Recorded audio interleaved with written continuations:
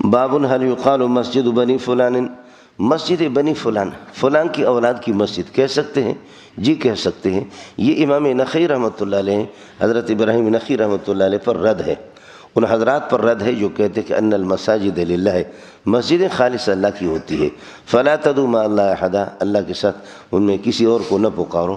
یہ اب نہیں کہہ سکتے کہ مسجد المنظور ان حضرات کے مسلک کے مطابق مسجد المنظور، مسجد مولانا فضل الرحمن اور مسجد الشیخ فلان، مسجد الشیخ فلان، یہ حضرات فرماتے ہیں ان المساجد للہ، خالصۃ للہ، مسجد خالص اللہ کی ہے، لہذا فلا تنسب الی غیرہ، غیر کی طرف یہ ہے کہ مسجد کی نسبت بھی نہیں ہوگی، مسجد فلان، مسجد فلان، فلاں کی مسجد۔ یہ ابراہیم نخعی ان حضرات کا مسلک ہے، لیکن جمہور حضرات کے ہاں اجازت ہے۔ جمہور حضرات فرماتے کہ مسجد اگر کسی نے بنایا ہے، شیخ زید بن سلطان النہیال نے مسجد بنائی ہے، تو آپ کہہ سکتے ہیں کہ مسجد الشیخ زید بن سلطان النہیال، مسجد الشیخ بانی کی طرف نسبت کر کے، اور اللہ آپ کا بھلا کرے، یا متولی اس کا کوئی ہے، مسجد کا متولی مولی منظور ہے، بنائے نہیں ہے اس نے لیکن وہ متولی ہے، اور اس کی نگرانی کرنے والے امور اور شؤون المسجد جن کو کہا جاتا ہے، مسجد کی حالات جیسے حرمین میں ہوتے ہیں، یہ مستقل اس کے لیے کمیٹی ہوتی ہے۔ تو امور المسجد اور شؤون المسجد متولی کے جو حوالے ہوتے ہیں، تو اس متولی کا جو نام ہے، کوئی سیٹھ ہے یا کوئی بزرگ ہے، اس متولی کی طرف بھی نسبت کر سکتے ہیں، یا کسی شخص کی طرف ایک آدمی مستقل اللہ کا ولی ہے، بزرگ ہے، مسجد میں رہتا ہے، مسجد کو جھاڑو دیتا ہے، اب اس جھاڑو دینے والے کی طرف مسجد کی نسبت کر لینا کہ مسجد کا خادم ہے، اس کی اجازت ہے، سمجھے؟ جہاں تک مسجد ہے، مسئلہ ہے ان المساجد للہ، مسجدیں اللہ کی ہے، تو ظاہر ہے کہ یہ لام تملیک کے لیے ہے، اور مسجد کی اہمیت کو ظاہر کریں، للہ ما فی السماوات و ما فی الارض، یہ لام تملیک کے لیے ہے، للہ ما فی السماوات و ما فی الارض، ما ثبت فی السماوات و ما ثبت فی الارض، آسمان و زمین میں جو کچھ ہے مملوک للہ، یہ اللہ کی ملکیت ہے۔ للہ المشرق والمغرب، المشرق والمغرب مملوکان للہ، انا للہ و انا الیہ راجعون، انا مملوکون للہ، ہم اللہ کے ملک ہیں۔ المالک یتصرف فی ملکی کیف شاء، مالک اپنی ملکیت میں جس طرح تصرف کرے، یہ لام تملیک کے لیے۔ تو ہم یہ نہیں کہتے کہ مسجد اس کی ملکیت ہے، مسجد وقف کی چیز ہے، اور الوقف لا یملک، وہ کسی کی ملکیت نہیں ہوتی، لیکن نظراً الی الاسباب الظاہریۃ، اسباب ظاہریہ، باقی فلا تدعوا مع اللہ احدا، مسجد ہے کسی کی طرف اس کی نسبت ہے، اس میں مسجد میں غیر اللہ کی عبادت نہ کرو، وہ کون کہتا ہے؟ ہم کہتے ہیں مسجد کی نسبت صرف اس بندے کی طرف ہے، سمجھ میں ہے کہ نہیں؟ آپ کو مسئلہ سمجھ آ گیا؟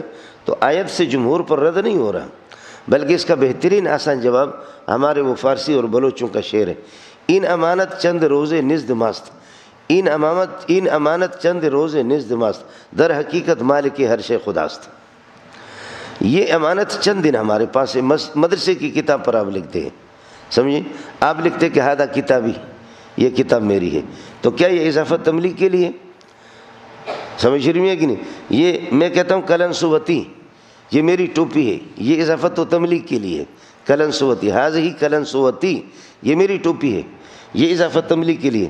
لیکن تم کہہ سکتے ہو کہ کتاب ہاذہ کتابی میں، یہ اضافت تملیک کے لیے نہیں ہے، یہ اضافت ملابست کے لیے۔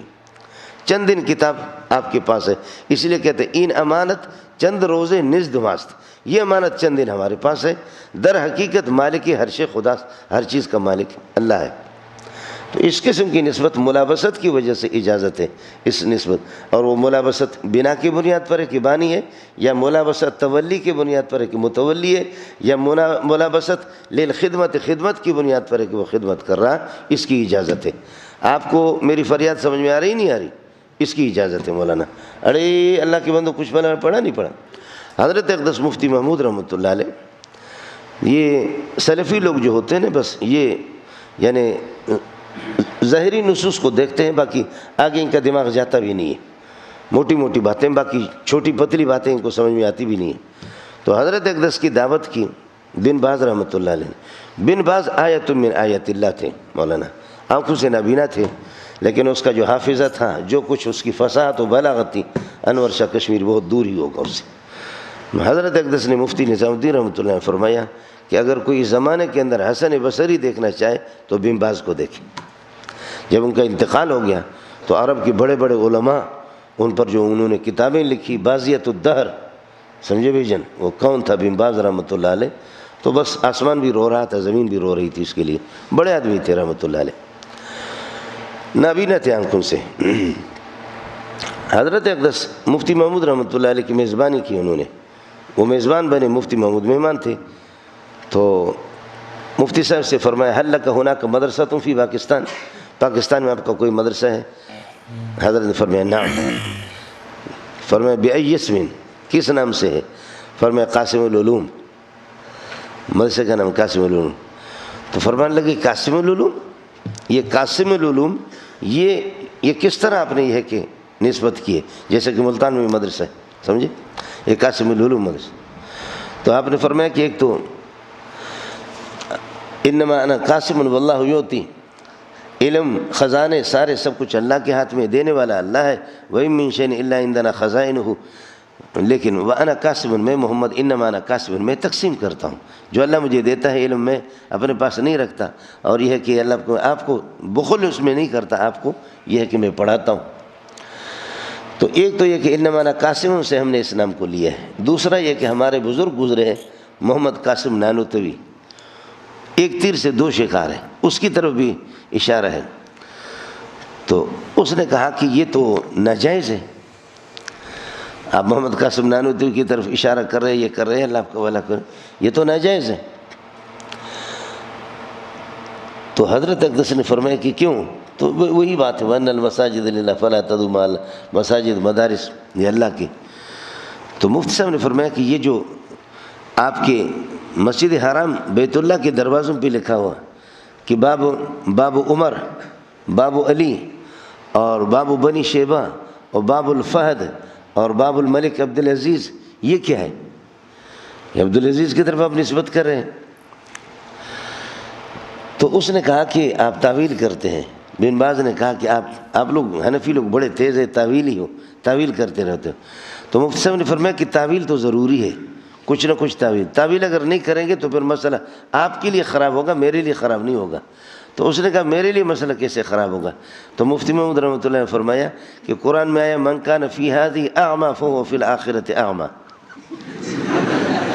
من کان فی ہذہ اعمی فہو فی الآخرۃ اعمی، جو اس دنیا میں نابینا ہو آخرت میں نابینا. تو ادھر نابینا ہے تو وہاں بھی نابینا ہوگا، نہ اللہ کو دیکھے گا، نہ جنت کو دیکھے گا، نہ انبیاء کو دیکھا. سمجھے؟ تو تعویل تو آپ کو کرنی پڑے گی. من کان فی ہذہ اعمی عن الہدایت، جو ہدایت سے نابینا ہو. قرآن سن، باقی ظاہری اس کی آنکھیں ہیں. من کان فی ہذہ اعمی عن الہدایت وعن القرآن والسنت، اور قرآن و سنت سے، توحید سے جو اعمی فہو فی الآخرۃ اعمی. تو یہ تو تعویل آپ کریں گے. اور اگر جیسے کہ عام قاعدہ ہے کہ النصوص تحمل علی ظواہرها، نصوص کو ظاہر پر معمول کیا جاتا ہے، اس طرح تو کرو تو تمہاری مارکیٹ خراب ہو جائے گی، میرے مفتی محمود کا نقصان نہیں ہوگا. سمجھے؟ مسئلہ تو آپ کا ہوگا. تو حضرت خاموش ہو گئے. مفتی محمود بڑے آدمی تھے. حضرت اقدس مولانا بنوری رحمۃ اللہ نے فرمایا کہ کاش کہ اگر یہ بندہ تدریس کرتا نا، اس کو تدریس کا موقع ملتا. علامہ موسیٰ روحانی البازی رحمۃ اللہ فرمایا کہ اللہ کی قسم کبھی کبھی حافظ کی طرح حمداللہ کی عبارتیں پڑھتا تھا، جو سلم کی شرح حمداللہ اور ملا حسن. تو فرمایا کہ حمداللہ کی عبارتیں حافظ کی طرح پڑھتا. تو ہم ایک دوسرے کو اشارہ کرتے تھے، اشارہ کرتے ہنستے تھے کہ یہ کیا ہے، کسی اسٹیشن پہ جا رہا ہے. تو مفتی محمود کو ایک دن توجہ ہوگی. فرمایا کہ تم لوگ یہ سمجھتے ہو کہ مفتی محمود رٹا لگا کر کے یہ عبارتیں آئی. خدا کی قسم اسی زمانے میں جب کہ میں نے مراد آباد میں پڑھا، مفتی محمود دیوبند کے فاضل نہیں ہے. دیوبند نے تاریخ میں اس کو جگہ تو دے دی لیکن وہ دیوبند کے فاضل نہیں. فرمایا کہ مراد آباد میں جب میں نے پڑھا تو اس وقت کی یہ عبارتیں مجھے یاد ہے، طالب علم کے زمانے سے. حافظہ بہت اچھا تھا. اور حضرت اقدس مولانا سرفراز خان رحمۃ اللہ نے فرمایا جہاں سیاست آ گئی تو علم چھٹی ہو گئی. کسی کے پاس میں نے علم اور سیاست دونوں جمع ہوتے ہوئے میں نے کسی کے پاس نہیں دیکھا. اگر علم ہے تو وہ سیاسی نہیں ہے، سیاسی ہے تو علمی آدمی نہیں ہے.